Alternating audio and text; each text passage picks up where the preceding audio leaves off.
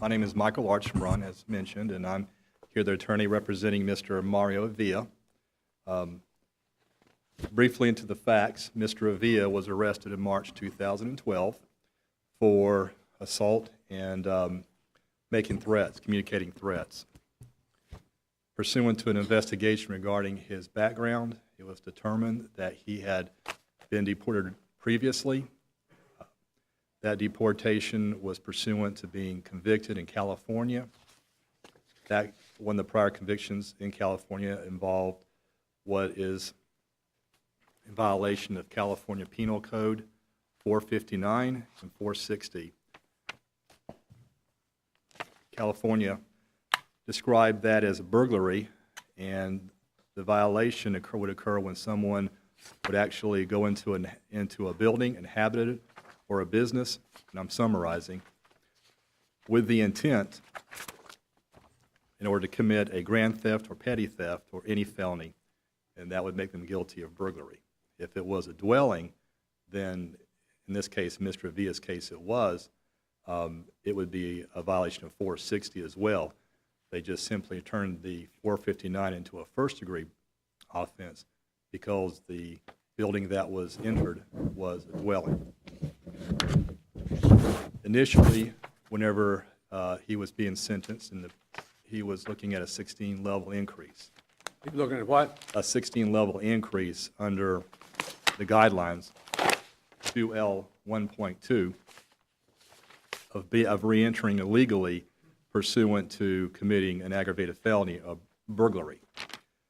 I objected to that, unbeknownst to me, based upon the fact it wasn't a burglary, that statute 459 did not meet the definition of a generic burglary. What was he convicted of, 459 or 460? 460. Well, if I may, apparently it's 459, but it goes to but ultimately 460 because it was a dwelling. In other words, 459 says in California. How do we know that? Is there an indictment in the record or something? It was in a pre-sentence investigation report. The PSR says that. Yes, sir. All right. That he was a burglary of a dwelling. Ultimately, yes, sir. Go ahead, I'm sorry. And that's fine. There was some confusion at first. They considered it was an armed robbery because the conviction was so long ago. That was correct. And we've had, I think, up to 6 PSRs in this case because of all the different amendments. And we discovered before sentencing. Now, everybody agrees this is we're applying a categorical approach here? Yes, Your Honor. No issue about the modified categorical approach? No, Your Honor. And that's what we're getting looking at the California burglary statute and deciding whether it's an aggravated felony, correct? Exactly. That was my objection when it first came out, a 16-level increase. You could not apply a modified categorical approach. You had to look at the elements. And our position was the missing element.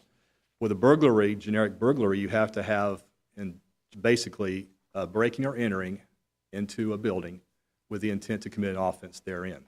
So here, to get the enhancement that he got, it had to be a crime of violence, which has to, one option there is that there has to be a substantial risk that physical force was used. For an 8-level increase. Right. And I thought that the California courts had specifically used that language in defining burglary in California.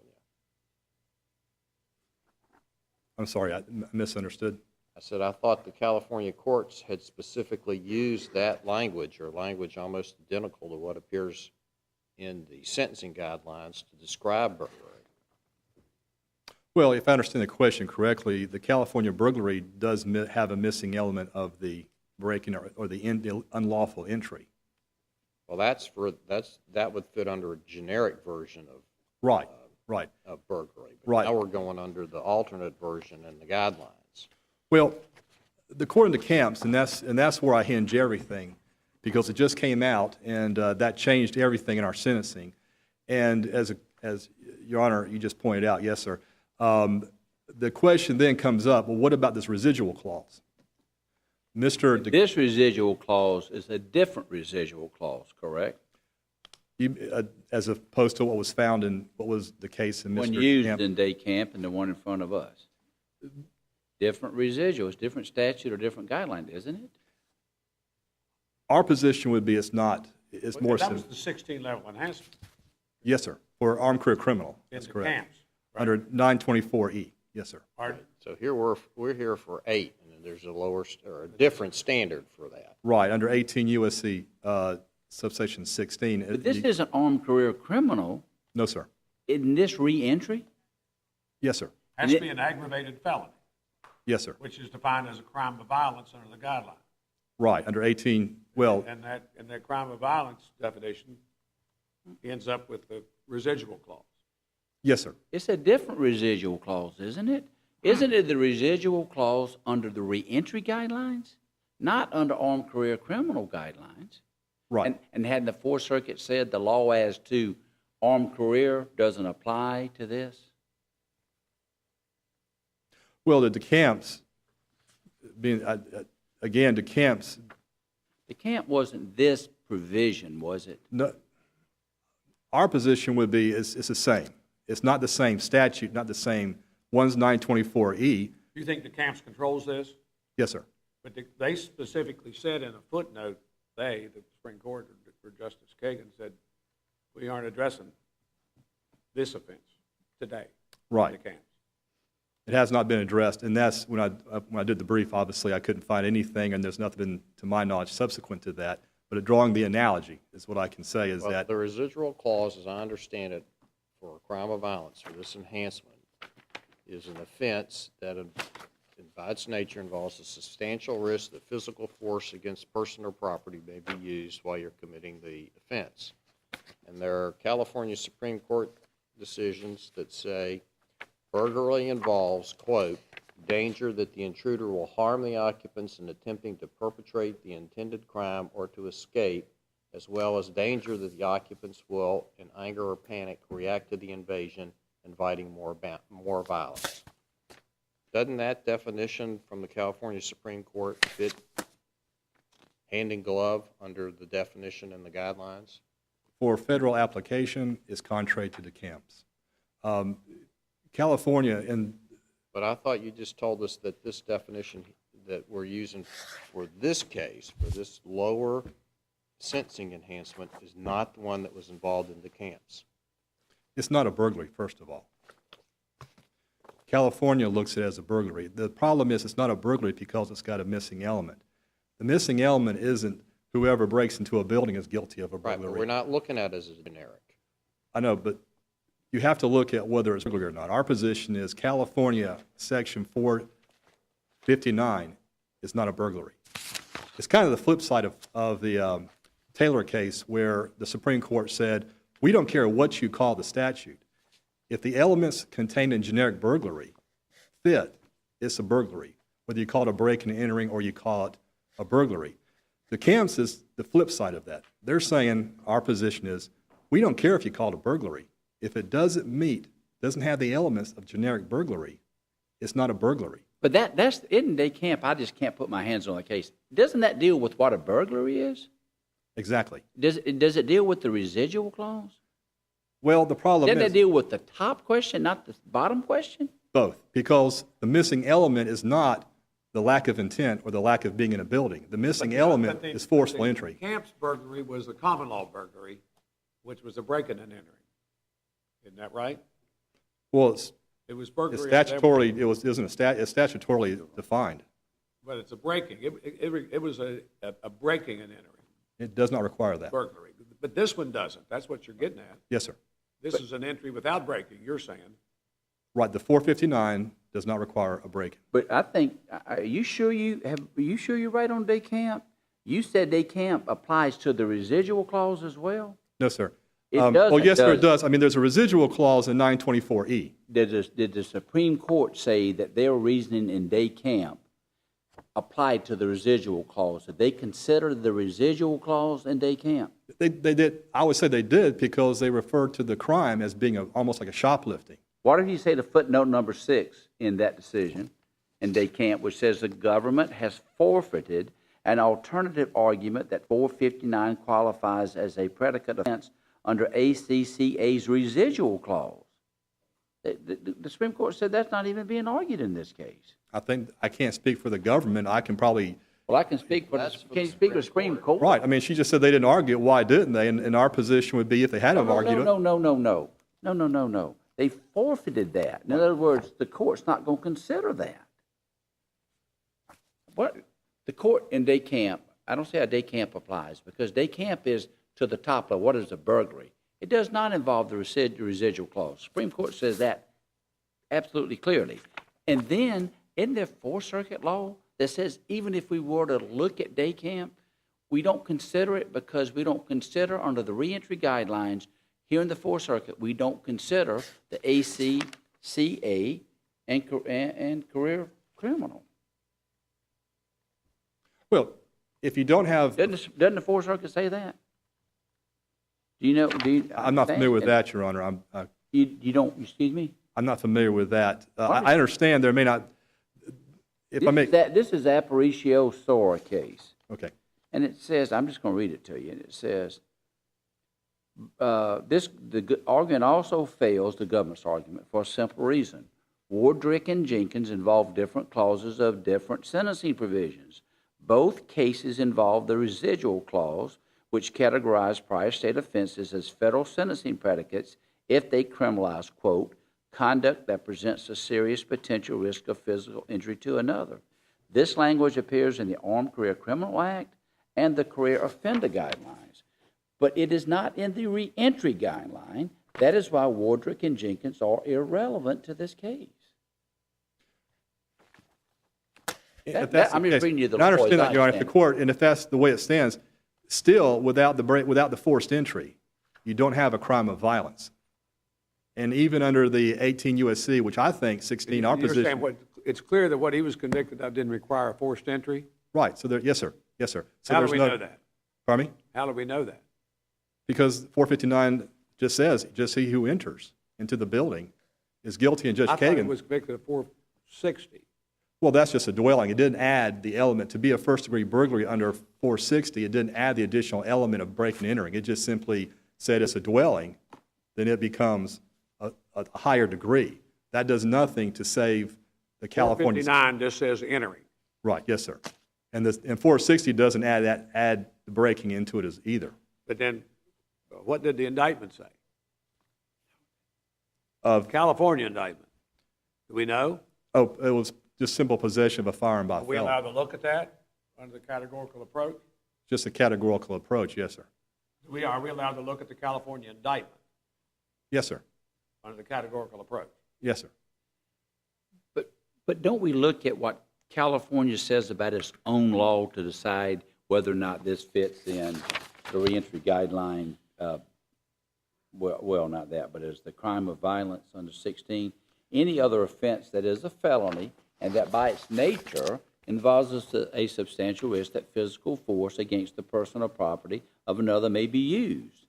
No, sir, because they're looking at it from a different standpoint. What They do look you at their. mean? Wait a second. Why don't we don't, if he's convicted of a felony in California, wouldn't, you looked at the California law. Yes, sir. Why won't we look at, and isn't that California law, isn't the final definition of that given to it by the Supreme Court in California? No, sir, I think the final It's not? definition is by the U.S. Supreme Court, and DeKalb said it is not a crime of violence categorically. It's not a burglary. Yeah, but California's calling it a burglary, and it's not. But, I mean, the Supreme Court said repeatedly that in terms of what a state law means, under that state's law, that's determined by the highest court of that state. If it's, they can call it a burglary, but when it comes They to call it applying. burglary, but they also said that entry into an inhabited structure is the most dangerous and most likely to cause personal injury, justifying assignment of the higher degree of burglary law, California case. But so, Which they can do. I mean, they can call it well, anything they and said have it. higher degree, They said but it's dangerous. it can't be applied in the federal Do matter. you think it has to be, do you think that this rides on the definition of burglary? As the Supreme Court in DeKalb, Yeah, but- applying it as far as an aggravated felony, yes, sir. I know, but DeKalb didn't look at the residual clause in a statute that's similar but doesn't control. And that wouldn't, in this case, wouldn't rise or fall on that. Our position still would be the residual clause would not apply no matter, in this case, because you don't have the requirement of a forced entry. It cannot be considered in any shape or form as a burglary California in this law case. seems to say that whether there's a forced entry or not, it doesn't dispose of it. Under the residual clause. That if you go into, if you commit a burglary without the forced entry, that's still dangerous. Well, they can say that, but I don't It think, qualifies under 16B. right, but it's not a The burglary. language of their cases seems to fit under 16B, substantial risk, of whatever the language is. The only problem with them, Your Honor, is that they failed to, in the statute, to say that it requires a forced entry.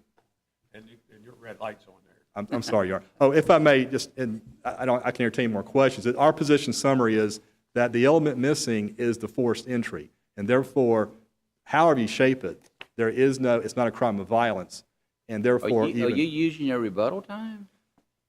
Oh, I don't know. Am I? I'll let you finish. I'm sorry, Your Honor. You go ahead and finish. I would also make mention that, I apologize, and I lost track of my time then, that the reason why this is important in Mr. Avila's case also is because the second issue was under 3553 arguments that the court committed procedural error and substantive error because whenever we made our arguments under 3553A as mentioned in our statute, our statement of facts about Mr. Avila under his characteristics and his rehabilitative approach, that he took rehabilitative efforts, took classes in jail, and the court did not address those when he sentenced him to 37 months.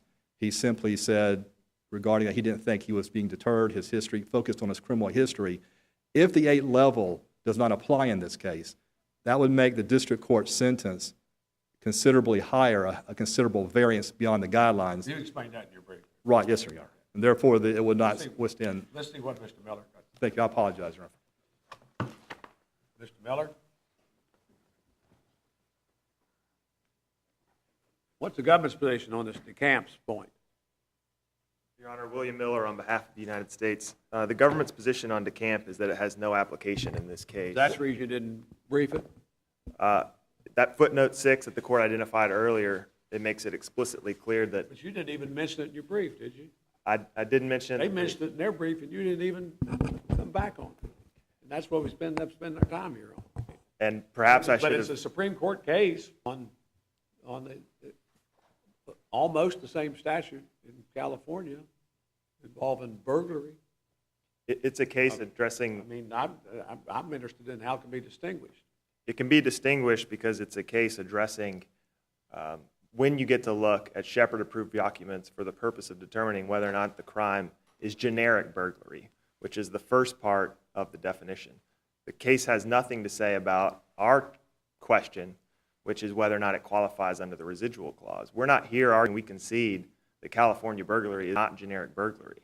The proper inquiry under the residual clause, though, is whether in the ordinary case, and this comes straight from James, the proper inquiry is whether the conduct encompassed by the elements of the offense in the ordinary case presents a serious potential risk of injury to another. And Does this California conviction he has require a forced entry? no, sir, and that's why it's not generic burglary. Right. But But he says, the defendant's attorney says, since it doesn't require forced entry, that takes it out of being a crime of violence. Now, you don't agree with that? no, sir, my response to that. What makes it a crime of violence? My response to that is that in the ordinary case, a violation of the residential burglary statute, because it does require the element of a dwelling, would present similar risks to generic burglary. I would draw the court's attention to the James case. Because they already go in the house, inhabited house, without breaking, but there's danger still there. Yes, Your Honor. In James, which was about attempted burglary. California court said that, basically. Yes, sir. That's right, Judge Agee. And that was the California Supreme Court. They told us what the risks associated with their usual burglary situation were. And, Your Honor has summarized those a moment ago, but they are identical to the risks. So we rely on what the California court said and say it's a crime of violence under 16B of Title 18, correct? Yes, Your Which Honor. makes it a crime of violence under the guidelines, It makes it a crime of violence for purposes of that 8-level enhancement. and which makes it an aggravated felony. Yes, Your Honor. And the illegal reentry guidelines are a little funny because they have two different crime How of many violence. different definitions of crimes of violence are in the federal code? Far too many. How many? Far too many. I agree with that. And there's how two. many of them are aggravated felonies? Or that term is thrown around a lot. Right, there's two just in illegal entry. And as Mr. Archambault summarized, the 16-level enhancement has a crime of violence definition where there's no residual And the clause. 16th level enhancement's what the Supreme Court dealt with in the camp. They were dealing with the Armed Career Criminal Act, but it functions the same way as the crime of violence definition here for the 16 level. You'd think the camps would be worth a footnote or two. And I apologize When for they're not out there- drawing the when distinction they're out there earlier. writing long opinions about the California burglary stuff. It's just Just clearly months based, ago. excuse me, Your Honor. It's clearly based on that footnote, just not applicable here. Did you think it was so obvious nobody would even fathom that it would be? I certainly wish now that I had cited the camps, Your Honor. Yeah, but- But it is clearly, doesn't guide our analysis in this case, which is to look at the ordinary case and determine what the risks are. And as the California Supreme Court has said, they are the same risks as generic burglary, and that's the conclusion that's been Is reached. there any question here that the categorical approach applies? Everybody agrees with that, right? It's not the category. And under the categorical approach, we have to look at what the statute and the elements of the offense. Yes, Your Honor. You look at the risks And presented. there's no disagreement as to what the statute says or what the elements of the offense are? And Not is to my there- knowledge. Is there any, is the indictment from California in here? Do we know what he was charged with? Are we allowed to look at that? The indictment doesn't come into the analysis here. There's no dispute Is the that, indictment in the record? Let me ask you that part. no, Your Honor. So we don't know what the indictment says. So, but if it were here, would we be allowed to look at it under the categorical approach? We would not be able to. That's what We DeCamps we tells just us. look at the fact he was convicted of First-degree California. first-degree California burglary, look at the statute, look at the elements, how does it measure up with 16B? Exactly. That's it, isn't it? Well, isn't the elements as the state has defined those elements? Yes, Your Honor. I mean, the language they use is the judicial gloss of the court. Right. Of the California Supreme Court. Because isn't it true that the state, just for what it's worth as an aside, the state Supreme Court, other than some due process argument or something, they can decide those elements mean whatever they say they mean. In most states, isn't that correct? Yes, Your Honor. And this court would. But it's defer to that. elements with that judicial gloss. In other words, and your argument is, there's no question under California law as defined by California that this falls within 16B or Correct. whatever number it is. The Supreme Court of California has done our work for us, which is to define the risk. Maybe they cited they can't. Which is to define the risk of a usual burglary situation. Have they had a California State Court or Supreme Court had a case since DeCamps? If you know? I don't know that they have. I don't know that that would apply to their Or analysis. any federal courts had this California burglary statute since DeCamps? And I've looked for that, and I haven't found any. I will say that the 4 circuits that looked at this issue prior to DeCamp all came out the same way, which is to say that first-degree California burglary qualifies under the residual clause, be it under the Armed Career Criminal Act or here under 16B. And if there are no additional questions other than on my failure to cite DeCamp with respect to the first issue, I'll just briefly touch on the second issue, Your Honor. And the standard there is whether or not this court can conduct a meaningful review as to the reasons for the sentence imposed. And here, the district court, although it was a brief summary, it did show the basis for the court's decision to sentence at the high end of the guidelines. And that was based on the history and characteristics of the defendant in this case, which, as the district court summarized, is a pattern of illegally entering the country and committing violent crimes, starting with assault with a weapon. Were you? I don't know. Were you the trial counsel in this case? I handled the sentencing, Your Honor. Then I'm just wondering why you wouldn't suggest to the court, ask them to make a little more explicit, a little more detail. You may be right. This may be sufficient. But if it had been more articulated and more precise, wouldn't that resolve this and almost make it a non-appealable, an issue not worthy of an appeal? I'm asking you. And perhaps I should have, Your Honor. I do think in this case there is enough where the court's not left to speculate. I didn't ask you that. I said, wouldn't it have been better Absolutely. I And mean, then why wouldn't a lawyer stand up, a lawyer who's at risk for it not being enough, and just say, Your Honor, we appreciate what you've done, but we'd ask that you pronounce under the factors. What's wrong with that? there's nothing wrong with that, and perhaps that would be the better practice, Your Honor. It might help the parties, judicial system, the family members who are sitting out there and watching their family member being sentenced. I'm not saying that he didn't meet the court here didn't meet the standard of the law, but it seems to me, Judge King, I've heard him say a couple times this week about it's important. The appearance is important too. Maybe not to a legal determination. In other words, we don't decide on appearance whether the law was followed or not. But my gosh, doesn't that just help everybody know what's going on and help the family members know? To them, it's just not, what's that person in that black robe sending, our brother to jail for 30 years? At least they may disagree, but at least the judge can just tick off those things. Yeah. And by the way, let me say, and I'm just wondering why the defense lawyer, that's not the defense lawyer's job to do that. The defense lawyer does not have the job to say, Your Honor, how about make it a little more clear so your verdict, your decision will stand up on appeal? Seems to me, in the best interest of the public, it might be consideration for the government to take into account. Do you agree with me?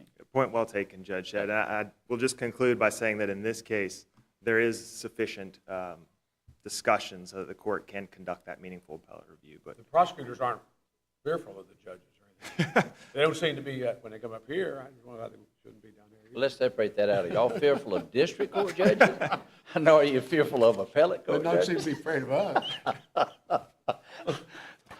Judge Voorhees is a nice man. I think he'd be appreciated.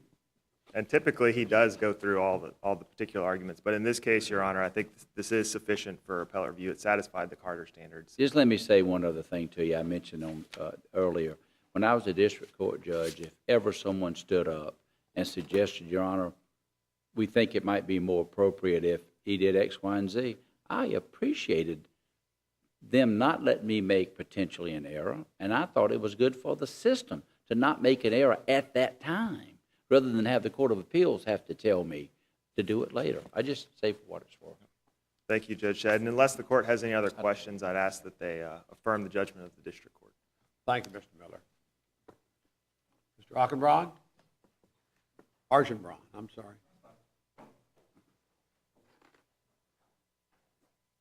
I don't know if I've used up all my rebuttal time. If I have. No, you haven't used any rebuttal time. You go right ahead. Well, very good. I don't have much more to add. Again, I think the justices here have all figured out our position, and I think it couldn't be more opposite. I would say, as far as the California Supreme Court addressing the inherent dangers, again, before them was not whether a person has committed an aggravated felony or not. Their standard was different. It wasn't the same issue before them. I understand they were trying to defend why they have first-degree burglary and creates more of a punishment for someone who goes into a home. But again, our position is it doesn't really solve the problem. With regard to James, the Supreme Court case, they were again reviewing a generic burglary, where they're saying, understandably, when the law says they have to break in and the person's trying to break in, that does create more of a chance for a conflict or the face-to-face encounter. As California was pointing out, when they refer to How do you get around, you can't get around these California cases, though, that say that this, even though it's an entry without breaking, it's still dangerous. I would disagree. I don't think, I think again, when DeCamps was reviewing Judge Kagan, she was saying it's like shoplifting. The burglary is almost like a home shoplifting case, if you would. I understand they were making the law in order to try to punish people more who went into a home to steal, and I understand that. Stealing out of a store is not covered by this statute. Pardon me? Stealing out of a store, if you shoplift down at the mall, that's not covered by this burglary statute. Justice Kagan, the Supreme Court said Well, it would that's be. a different statute. It would be covered under California. Well, I understand, yes, sir. 460, it would not be, but the bottom. Dwelling it talks about. Pardon me? This talks about a dwelling, you said. Right. Exactly, Everybody yes, sir. says it's a dwelling. I haven't seen the indictment, but you all seem to agree on that. It's a dwelling. That's correct, Your Honor. It is. Well, I don't know if it's a dwelling or it was it's a dwelling because that's what he's convicted of. That's correct. I don't know what kind it was. We didn't. And again, you don't use a modified approach anyway. You just have to stick to But what. went down to the Walmart and shoplifted in Los Angeles. That doesn't seem to fit here. Well, the burglary part would. It just wouldn't be the first degree burglary, it'd be Wouldn't second degree. Burglary of a dwelling in California. Not first degree burglary, but it would still be a burglary. Wouldn't be first degree burglary, which is what this was, you all say. Right, but did not require breaking and entering. And the James case, again, every time California kept calling it an intrusion, an invasion. Again, I think when our Supreme Court reviewed that, they're saying that's not required. So they're perhaps looking at it in a light, but understandably, a different reason looking at it in that light. And that's our all adult offer. Did you, were you involved in this in the lower court? Yes, sir. And your court appointed up here, Yes, Your Honor. we appreciate your efforts on behalf of Thank you, Your Honor. your client and the system. Thank you. Thanks very much. You're welcome, sir. We'll adjourn court, sign it, die, and go down and Greek counsel.